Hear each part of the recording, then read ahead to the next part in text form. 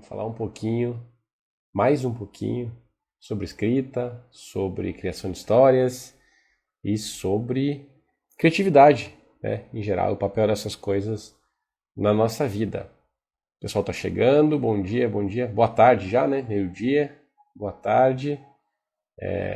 Tudo certo? O áudio, me deu um aviso só sobre áudio e vídeo, se tudo ok com a conexão e a gente já começa a conversar. Legal, pessoal? Então vamos lá. Vamos chegando. Ó, a Tati aí, tudo bem, Tati? Quanto tempo? Vamos lá, galera, vamos chegando. Meio-dia e dá mais um minutinho. Eu já vou começar daí com as dúvidas que vocês mandaram. Legal? Lembrando que a nossa ideia é, se vocês continuarem aparecendo, fazer live toda quarta-feira. Então vocês podem colocar na agenda já que quarta-feira, meio-dia, né, um compromisso, nosso horário marcado aí para bater um papo por meia horinha, legal? Então, como é que vai funcionar aqui? Eu vou responder algumas questões que vocês me enviaram ontem, me enviaram ao longo da semana no e-mail, me enviaram nos cursos, etc. Vou aproveitar esse espaço aqui para abordar algumas dúvidas. E aí, se der tempo e se houver interesse de alguém, eu posso chamar alguém aqui para falar ao vivo comigo e tentar ajudar a pessoa a avançar em algum projeto, em alguma visão criativa que ela tenha, certo? Mas isso aí é na segunda metade da nossa conversa. Aproveitem também, vocês podem me mandar as perguntas por aqui no chat, que daí eu já vou vendo em tempo real e vou respondendo o que der assim de pronto, legal? Sem perder tempo. Então vamos lá. O que eu quero fazer hoje, eu quero começar com uma pergunta que não foi nem enviada pelo Instagram, não foi nem na caixinha de pergunta aqui. Ela apareceu, né, num dos meus cursos lá, e como eu imagino que muitas pessoas tragam essa questão no íntimo, resolvi abordar aqui na live. Tá? A pessoa, minha aluna, não vou falar o nome nem nada, me contou que é jornalista há muito tempo, etc., e que agora está se aventurando pelos caminhos da ficção, da escrita criativa, etc., e que ela tem como objetivo se empenhar nisso por alguns anos e daqui a uns 4, 5 anos se aposentar escrevendo, né, nas palavras delas, viver do que ela quer escrever e não mais sobre o que tem que escrever. Alguém aqui possui uma questão semelhante assim com a escrita, sente que, poxa, eu escrevo aquilo que eu tenho, não o que eu gostaria de escrever, o que eu quero mesmo é ganhar minha vida, é viver, né?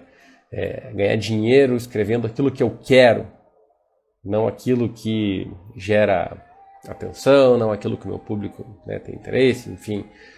Comentem para mim sobre isso, que eu quero também saber qual a opinião de vocês, tá? Enquanto isso eu vou falando qual é a minha visão disso. Veja, é muito bom, né, a gente pensar nisso assim, cara, pô, que maravilha se eu sentar aqui para escrever aquilo que eu quero, o que eu gosto, e aí ter retorno com isso. Isso é o sonho, acho que, de todo escritor, de todo artista, na verdade, né? Eu vou produzir, eu vou colocar minha criatividade para fora da maneira como eu vejo, e isso vai me trazer retorno financeiro. E não só retorno financeiro, um retorno financeiro suficiente para que eu passe minha vida, o resto da minha vida ali, podendo fazer apenas isso. Esse é o intuito excelente. Mas eu acho que tem uma armadilha aí que a gente tem que tomar cuidado. Legal, a gente tem que tomar cuidado. Veja, eu também fico de saco cheio de escrever coisas que eu tenho que escrever, né? Às vezes me contratam para escrever um texto de uma coisa que, eu gostaria de estar fazendo algo melhor com o meu tempo do que escrevendo sobre aquilo, mas eu tenho que pagar as contas, mas aquela pessoa precisa de um texto bem escrito, né? Me chamou para isso, conta com o meu profissionalismo para esse tipo de coisa, então a gente vive nesse mundo de equilíbrio. Mas não há nada de errado em você desejar ter mais espaço para você, para tua produção, para tua autenticidade, por assim dizer, tá? De certa forma, é o que eu prego na lista de e-mails, né, lá na Cateia, é o que eu tento falar com o pessoal aqui, que você identifique aquilo que você gosta também, aquilo que faz parte de você, aquilo que é a tua essência, certo? porque essa é a tua grande vantagem. Ninguém no mundo, né, é como você. Então ninguém nunca vai escrever como você, vai ter o ponto de vista que você tem, assim por diante. Então ninguém vai conseguir competir com você em ser você. E isso pode ser uma força, né, muito grande para te diferenciar. Porém, cuidado apenas, tá, com expectativas irreais. Cuidado com expectativas irreais. O que eu quero dizer com isso? Que nem o Stephen King consegue escrever apenas aquilo que ele quer e ganhar dinheiro apenas com isso, certo? A escrita, quando a gente está falando aqui em negócio, quando a gente está falando em profissão, né, em ganhar dinheiro, a escrita é uma via de mão dupla, assim. Você, sim, por um lado tem o teu íntimo, tem a tua essência, que é aquilo que as pessoas, né, têm interesse, certo? Quando alguém compra um livro do Stephen King, ela quer ter mais acesso ao Stephen King, a visão de mundo dele, as formas como ele constrói o drama, etc. Então isso é muito dele. Só que, ao mesmo tempo, os leitores do Stephen King esperam encontrar algumas coisas, certo? E pode ter certeza que o Stephen King também se preocupa com isso. Ele sabe que se ele começar a escrever sobre, sei lá, amanhã deu vontade dele escrever sobre pepino em compota, alguma coisa do tipo. Ah, é a nova pira dele, ele quer escrever sobre isso. Pode lançar um primeiro livro sobre isso, com certeza vai ter gente que vai comprar. Mas se ele continuar insistindo nisso, as pessoas, né, começam a deixar de comprar os livros dele, porque ele não mais traz um assunto do interesse delas ou da forma como elas querem ver abordado. Mesma coisa, vou te dar um exemplo aqui na Alcatel, na lista de e-mail. Eu falo sobre criatividade, né, sobre escrita, sobre como essas coisas se encaixam na nossa vida. Então as pessoas que estão lá abrindo os meus e-mails semanalmente esperam algo desse tipo. Se na próxima semana eu resolvo mandar, sei lá, um texto sobre como eu passei a colecionar selos, e agora eu adoro selo e eu só falo sobre selo. Legal, quem tiver ali interessado em selo vai continuar. Mas a maior parte das pessoas que estava ali estava interessada em uma visão que o Nano tinha sobre escrita, histórias e criatividade. Essas pessoas com o tempo vão parar de me seguir. Essas pessoas com o tempo vão parar de comprar os meus produtos e assim por diante. Então, tá, quero que você entenda que mesmo quem está estabelecido no mercado já não é completamente livre para escrever o que quer. Tá? E o segredo do sucesso, na verdade, do sucesso, e acho que você se sentir realizado, da realização, é você encontrar ali a interseção entre o que você curte escrever, entre aquilo que você gosta e aquilo que o teu público anseia, certo? Eu também já fui daqueles do tipo, eu vou escrever aqui o que eu estou com vontade, dane-se. Dane-se que as pessoas, quem gostar gosta, quem não gostar não gosta. Lá atrás eu fazia isso. E não precisa ser um gênio para perceber que não tinha muito alcance. Então, assim, se você quer escrever, né, entrar nessa de ser escritor de ficção por conta própria, nos teus horários, do teu jeito, vender na Amazon, por exemplo, né? Tudo bem. Mas você tem que entender que se você não entregar para o seu público também, não tiver preocupação com o seu público, em ouvir o seu público, em oferecer para eles aquilo que eles querem, aquilo que eles precisam, tá? Eles não vão te comprar. E aí você não consegue ganhar dinheiro e daqui a pouco a escrita puramente daquilo que você deseja se torna algo só para você, o que não tem problema nenhum. Só que se você está objetivando ganhar dinheiro, aí você tem um problema. Entende? Então veja, depende da tua expectativa. Certo? Faz sentido, gente? Vocês estão conseguindo me captar até aqui? Estão conseguindo entender assim, o alerta que eu quero fazer para vocês? Vou dar um exemplo, tá? Tenho alunos que estão muito bem sucedidos no Kindle de maneira independente, tá? Escrevem lá, todo ano publicam vários livros. Só que veja, esses livros, os mais bem sucedidos, esses alunos, eles encontraram a interseção entre essas coisas. Eles vão lá, eles querem, por exemplo, escrever uma história de terror, beleza. Mas eles estudam o público, eles veem o que está vendendo bem de terror no momento, tá? Eles analisam o público deles, o que mais o público quer. Tipo, a gente quer uma história de terror, sei lá, sobre o coronavírus que está em alta, alguma coisa do tipo, sabe? Ou sobre vampiro, ou sobre alienígena, enfim. Né? O mercado ele tem aí os seus nuances, ele tem os seus interesses momentâneos. Então essas pessoas também estudam isso, certo? Elas analisam o que está vendendo bastante para entrar também nessa onda. Assim elas conseguem ter uma quantidade de venda alta e se manter com isso. Mas veja, não é liberdade total, certo? Não é liberdade total. Se você quer ser comercial, se você quer fazer uma escrita comercial, você tem sim que se preocupar com o público, se preocupar com a audiência, se preocupar com o mercado. Beleza? Vi o pessoal comentando aqui. Deixa eu ler um pouquinho os comentários. Só mandando um alô. Boa tarde. Beleza.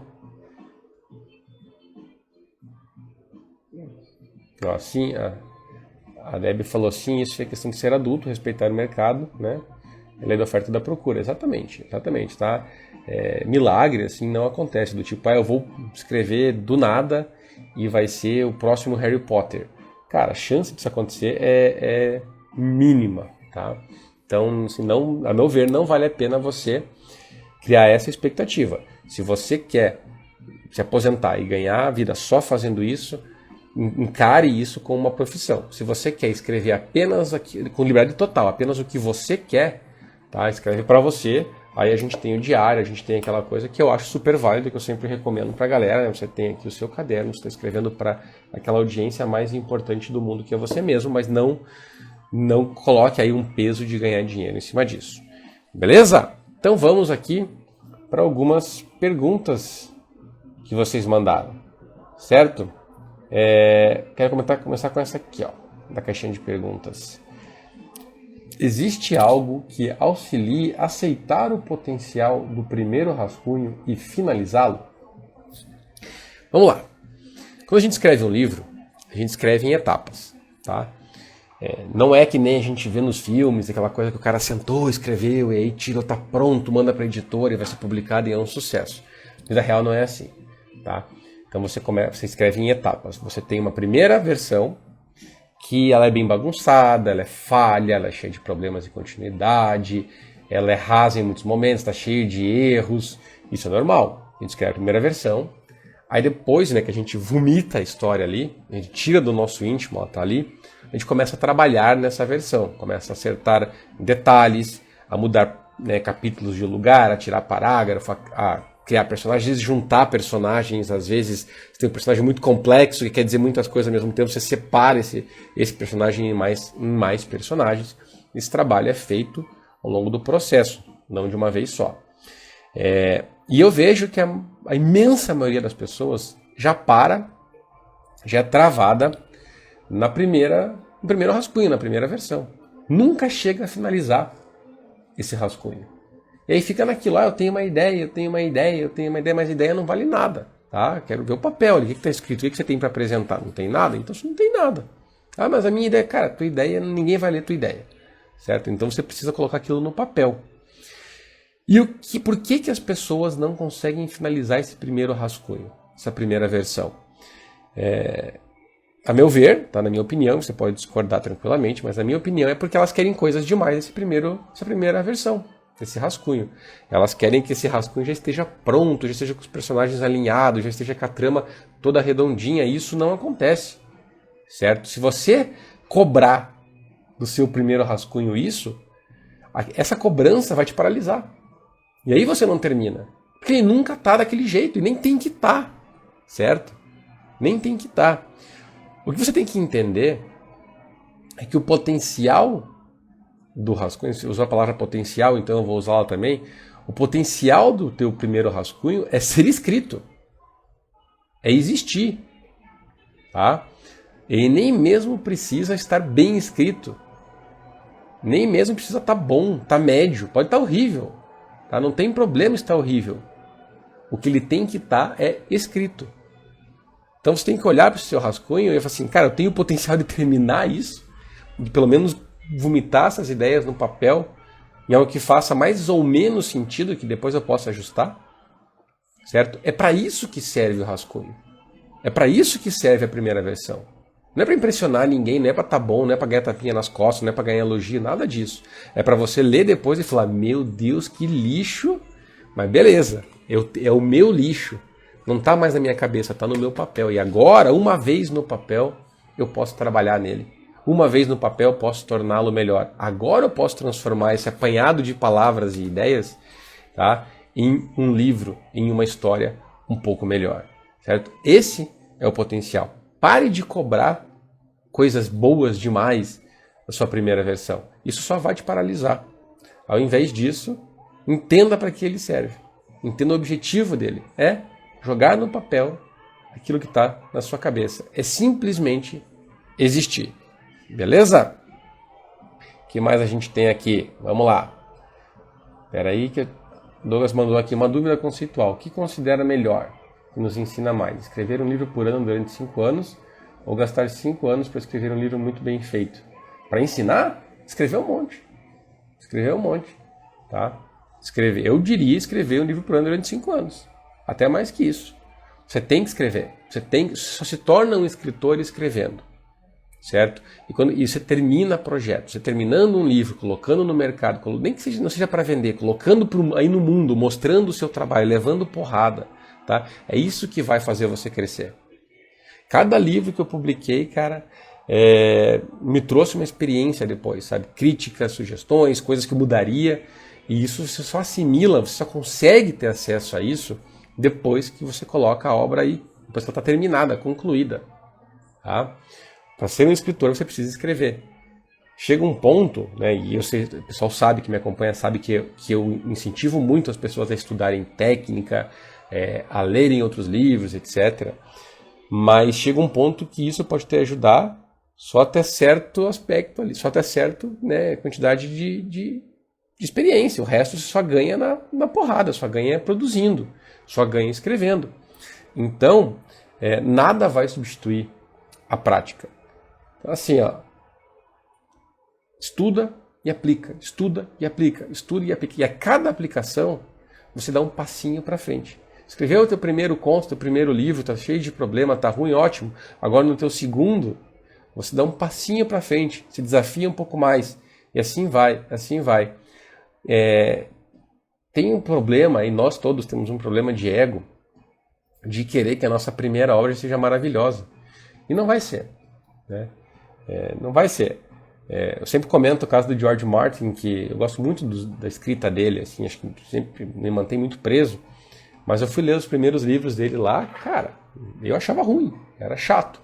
Tá? Então veja que até mesmo um cara como George Martin precisou publicar e publicar, escrever para ir refinando, certo? Então esse é o caminho. Legal? Vamos ver o que mais a gente tem aqui de perguntas. Como balancear fato e ficção em uma ficção histórica? O que essa pergunta quer dizer, né? Que você está escrevendo uma história de ficção que se passa, sei lá, no Brasil colonial, por exemplo, ou, né, que envolve lá figuras históricas, tipo, vou colocar o Dom Pedro I no meu livro e tal. Como é que eu equilibro o que aconteceu de fato, né, o que é fato, e invencionices né, que eu quero colocar ali no meio? Tudo começa por você determinar o que você quer escrever. Se é algo que você está oferecendo para o teu público, se é algo mais pautado na realidade, certo? Se eu vou escrever a história do Dom Pedro I, dar uma dramatizada aqui e ali, mas é a história de vida dele. Nesse sentido, você não pode criar coisas que não aconteceram, você não pode alterar completamente a personalidade dele, você não pode inventar um monte de coisa ali que não tem a ver com a experiência de vida dele. Você até pode inventar situações, você pode inventar acontecimentos, mas o quê? Que sirvam para mostrar uma realidade. Certo? Então, por exemplo, você chegou, estudou e viu que o Dom Pedro era uma pessoa muito esquentadinha e que quando era contrariado ele ficava irritado e brigava com os outros. Aí você até pode criar uma situação em que isso venha à tona, tá? Para mostrar o quê? Uma verdade. Agora, que você não pode inventar um negócio, tipo, não, mas o Dom Pedro também mantinha um cativeiro de criancinhas no seu porão e ele bebia o sangue das criancinhas de tempo em tempo, né? Aí não dá. Aí você está indo mais para o campo da ficção mesmo, da fantasia. Então você tem que deixar isso muito escancarado para o seu leitor. Se não me engano, até tem um livro chamado Dom Pedro I, Vampiro, alguma coisa assim, que conta a história dele imaginando que ele foi um vampiro. Então esse livro, ele é apenas inspirado numa figura real. Ele é inspirado em fatos, em acontecimentos que ocorreram, mas o livro não tem fidelidade histórica, certo? Então, depende de como você quer abordar a sua obra, como uma obra de muita fidelidade histórica ou como uma obra com maior liberdade que apenas bebe na fonte, apenas é inspirada por alguns acontecimentos reais, tá? Por um casarão que existiu, por uma personalidade, por uma guerra, por uma batalha, alguma coisa histórica assim, certo? Se for apenas inspirada, você tem muito mais liberdade. Se não, se o peso maior vai estar nesse aspecto histórico, aí você tem que ser mais respeitoso com isso, beleza? O que mais que nós temos aqui? Vamos lá. Dicas para dar profundidade ao personagem. Vamos lá, gente. Personagem talvez seja a coisa mais importante dentro de uma narrativa. Então, assim, só com dica você não resolve a questão do personagem. Legal? Você precisa ir mais fundo, realmente se dedicar a entender como criar um bom personagem.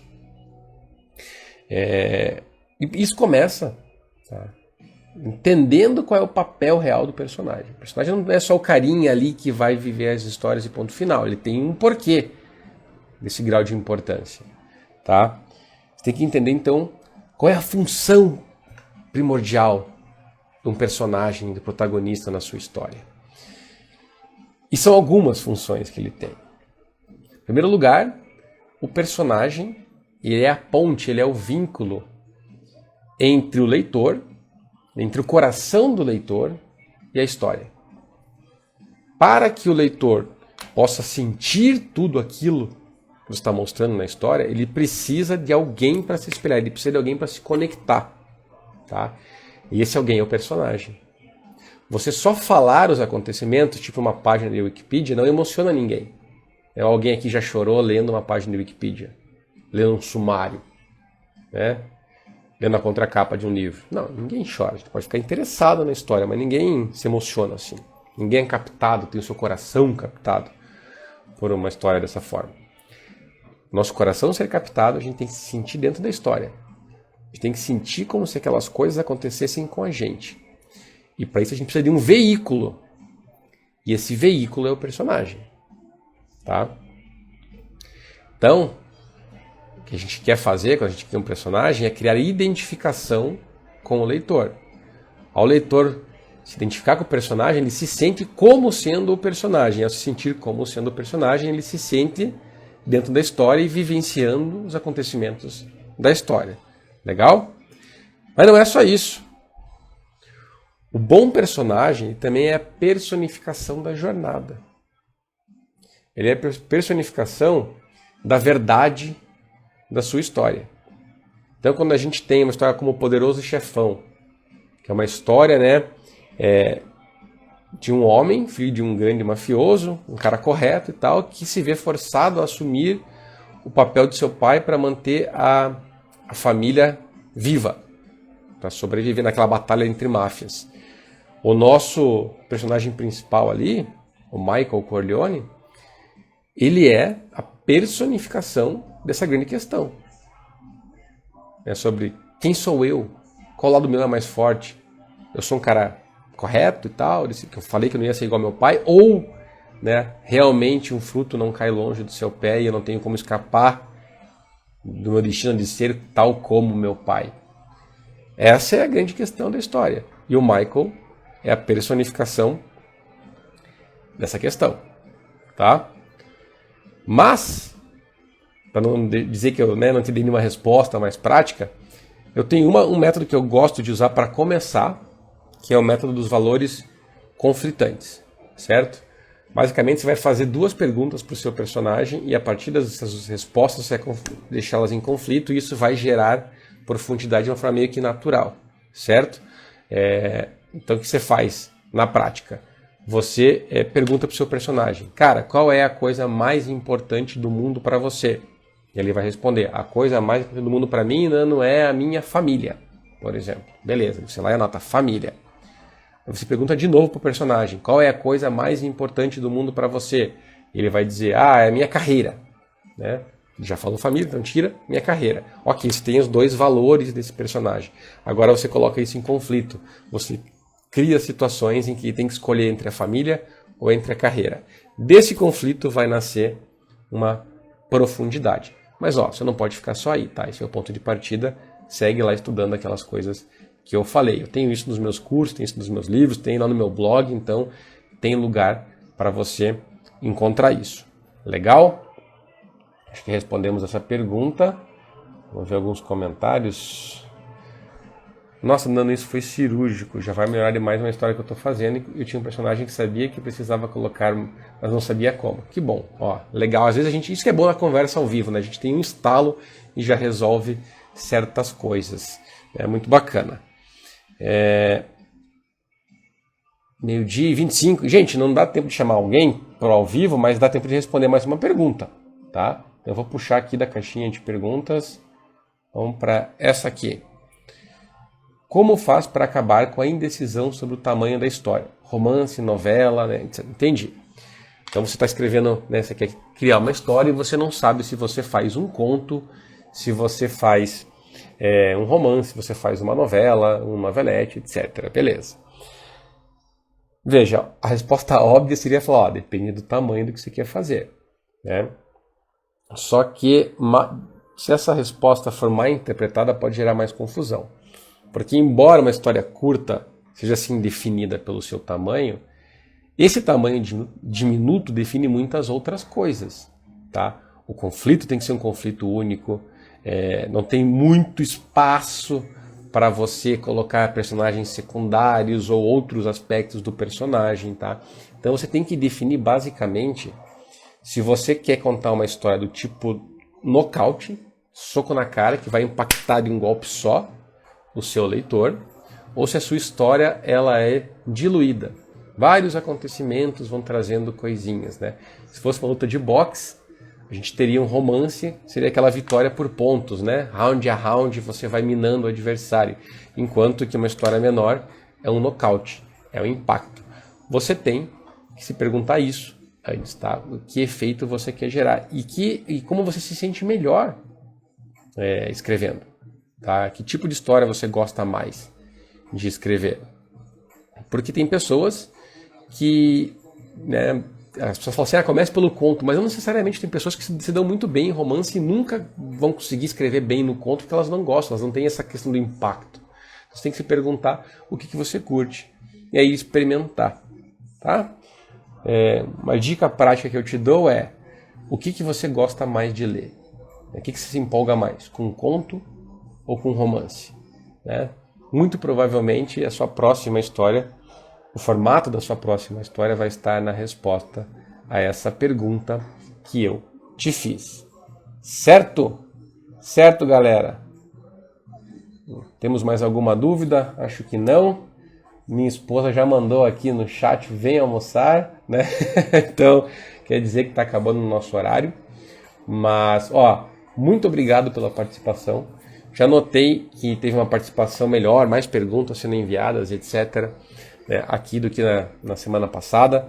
Então vamos me ajudem a manter essa conversa semanal para que a gente possa ajudar mais pessoas em menos tempo, né? Isso é legal para mim, eu pratico, vocês também recebem aí uma ajuda muito mais direta e o nosso vínculo vai sendo fortalecido. Legal? Para encerrar, quero lembrar vocês que esse vídeo vai ficar aqui no Instagram, mas também vai para o YouTube, depois o áudio vai lá para o meu podcast. Então procurem o canal no YouTube, lá o Nano Fregonese, e no meu podcast o NanoCast no Spotify, certo? Quero convidar quem ainda não é membro da Alcateia, a minha lista de e-mails, a se inscrever, certo? Meu principal conteúdo hoje está dentro da Alcateia. Então não custa nada. Se você se inscrever, você já vai ganhar os 4 cadernos selvagens que falam sobre criatividade e acesso a um curso de storytelling, lá o Código das Histórias. Então vai lá no meu link, né, no link da minha bio, clica para se inscrever, é de graça, beleza? E quem está pronto para o próximo passo pode entrar na nossa comunidade, o Clã, certo? Que tem mais de 200 aulas sobre escrita em storytelling e toda sexta-feira vai ter sessão de mentoria e mastermind criativo, tá? Ao vivo. Então, ó, sexta-feira aqui vai ter mais uma sessão, certo? Todos os links estão na minha bio se você quiser saber mais a respeito. E marca aí na sua agenda que semana que vem a gente tem mais um encontro aqui. Legal? Muito obrigado pela presença de vocês. Bom almoço e a gente se fala novamente muito em breve. Abraço, galera, e continuem criando.